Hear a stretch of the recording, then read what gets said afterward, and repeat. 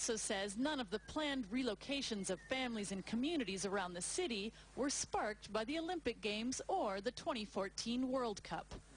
But residents down the street from the iconic Maracanã Stadium don't buy it. Hundreds of families living in the metro favela or shantytown were evicted and moved to a housing complex 70 kilometers away. Their houses were demolished. Others have refused to leave until they get a home close by. We're living among rats and cockroaches, thieves and drug addicts, says Francisco Rodrigues de Freitas. He blames the World Cup. We're 500 meters from Maracanã, he says. Authorities aren't going to spend a fortune renovating Maracanã and leave a favela on its margins. The massive stadium will host the final match of the World Cup. It will also stage the opening and closing ceremonies during the Olympics. The mayor says local residents are being moved because they live dangerously close to train tracks.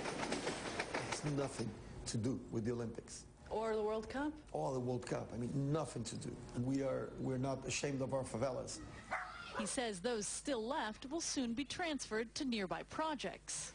240 families have moved here to the housing complex Mangueira 1. And while it's quiet, there are kids playing in the square, many families say they're actually more cramped here than they were there. Attila and his family gave up a two-story house and moved into one of the apartments. It's better than losing everything, he says. The units are new and even share a playground. But it's going to be a hard sell for residents in the city's future Olympic Park. And before we go, reminder of our headlines. 3 new members of the Judicial Service Commission have sworn to do their duties as prescribed by law. Elders from the capital city have appealed for clemency on behalf of the remaining death row inmates. The head of Guinea's Electoral Commission has resigned after weathering a storm of criticism, but pundits are saying the long-delayed parliamentary election is still a long way off. And Malians have urged ECOWAS to provide logistics to the country's armed forces to flush out insurgent groups days after the interim president asked countries in the region to intervene militarily. You can monitor GRT's radio live on our website, and that's on www.grts.gm. That's all in the news. Thank you very much for your time. Inshallah, we'll be back at 2200 hours with more news. Stay tuned in.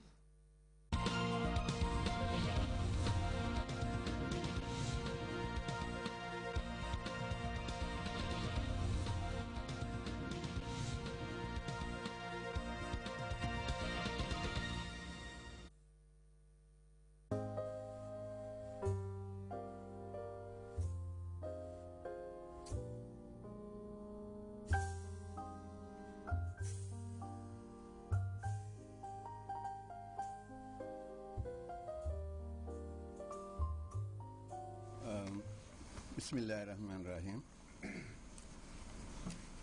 Na kontonde follow Sadi Her Excellency la Hajaratu Dr. Aissatou Njie Sedi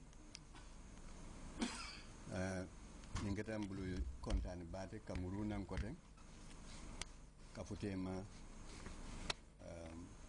province nyoje nga dua nyoe banko la Cairo mensik banko nafa mbe secretary general fanan konton na Mr. Sonko fanan ba fanan konton na wa juwara fanan bijang honorable and jobate fanan bijang bisolata bake ke taraja ka nakafo mol fanal yitandala ko me natijan so tank so yitandala ninkatam bulu kontan bate lafta His Excellency le jelanu Yaya Jammeh bare ninku mun nata lon ka fako ay lifo le soto abe kanilay lon fana la hajol fana siata bake bare si futa ala vice president ma bengata Aissatou Njie Sedi kan nato fana yitandala del Divisional Elders Council, Kanifing Municipality, del nanta bi be lafta nala nun tata fomo kemenin feng bar mo be te kunno la jang nata nyotombo mol mel bi janteng constituency na mo dantan tombonji purus kaitan dan la ko mbele bi jang yo men nati jambi ku kilin nom wala mu nyinti nata fayitan ni yaya la ko 100% mba koma na support ay nyin ko baro menkete katun kulo mea lonko kuma kam siyata banko kanjang banko e bantala yo ntel momentel kilina jande ntel fawn le kon lafta pour ni yaya si kayetan dala ko banko la constitution ye même fo ntel fanal bole noma nem banko la constitution ma même fo nda toto mantara o noma ndun nataje fana yaya la jairo ala kebaro a warata gambia e bantala yo ndun kulo me lon kon teliaje fana ay be banko atele ka bankoji ay bankoji nyame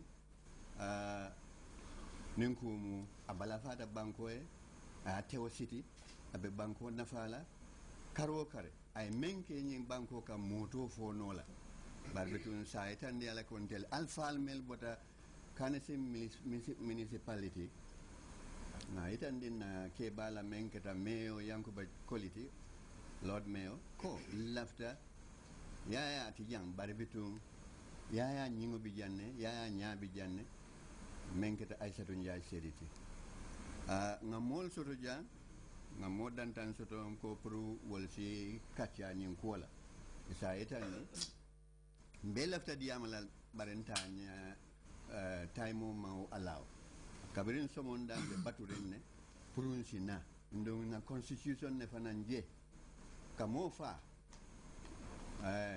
mumu man la fi wala anin tel fa neo are important back to abol ko law and order is the first law of nature. Alors la first law, wolom, à la first loi, wolom,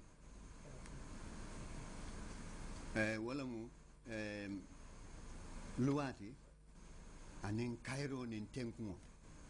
Gambia dun lonta Cairo nin tenkumo la wala na de bundal bebe yelering.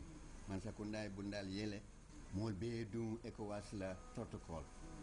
Mol dunta ebe funtila lafta menna nani loi benta yeshi ma mo nyumu lafta lunta wala ni entre ketab mo betoti lafta investors nyolla melia lonko e lafta e ketab mo betoti manna banko susu manna banko exploit barka banko makoy ifana fendi soto je yo na ni ECOWAS mol mel bijan nsa fa wala fan siyata na Gambia mul fangolti bay ni kunta na l'hôpital to ni kunta na domorol to ni kunta na mul to me nyumu ne bismillah bare lafta mo betol melia lonko e ni si kunno ni mulita nsi tano na jamaol to na taman na beddo kan motem mo baramala motem mo fala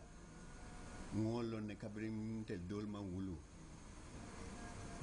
bare bitu janembe jam fala nsi kumo fay sambaluma pour fanansi ay menso to asi kuma fo assalamu alaikum wa rahmatullahi ta'ala wa barakatuh jigen mag ak ndaw di ci jital ki top ci borom rew mi suñu yoon mi yooni jàmm la liñ dégg ci radio yi ak télévision bi dégg nañ ko ak yeneen réew yi ñun nag ñu ngi ci gannaaw Yaaya Jammeh tey ñu ngi ci gannaawam ëllëg ñu ngi ci gannaawam gannaaw ëllëg waaye dëgg liy xew ci réew mi moo ñu naqari di rey nit ci poti meew di rey nit ci baxi yamba di rey nit ci dalasi dëgg doomu aadama